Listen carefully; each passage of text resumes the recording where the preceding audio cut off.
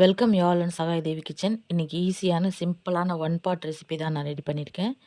இந்த recipe ready பண்ணுறதுக்கு நான் 3 டீஸ்பூன் அளவு ஆயில் சேர்த்துட்டு அதில் பெருஞ்சீரகம் தாளிச்சிருக்கேன். தாளிச்சிட்டு பூண்டு, இஞ்சி, கருவேப்பிலை எல்லாமே போட்டு தாளிச்சிட்டு கட் பண்ணி வச்சுருக்க பீட்ரூட்டை சேர்த்துக்கலாம். சேர்த்துட்டு நல்லா கலந்து விட்டுடணும். இந்த ரெசிபி வந்து ரொம்ப சிம்பிளாக இருக்கும். மார்னிங் நம்ம அவசரமாக பசங்களுக்கு ஸ்கூல் லஞ்ச் பாக்ஸ் கட்டுறதுக்கு இது ரொம்ப யூஸ்ஃபுல்லாக இருக்கும்.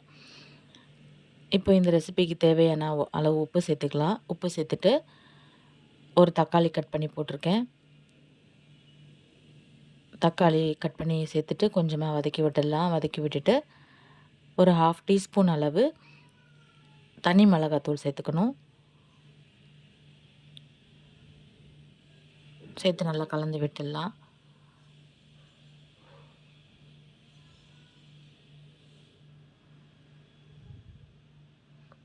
இப்போது இந்த சாதத்துக்கு தேவையான அளவு தண்ணி சேர்த்துருக்கேன் நான்.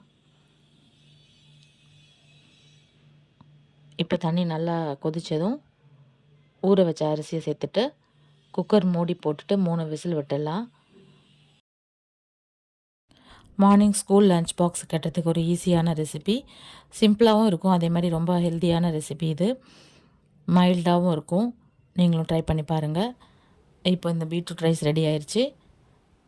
இந்த ஈஸியான ரெசிபிக்கு அப்பளமே சூப்பரான காம்பினேஷனாக இருக்கும். இந்த வீடியோ பிடிச்சிருந்தால் லைக் பண்ணுங்கள். தேங்க்ஸ் ஃபார் வாட்சிங். தேங்க்யூ.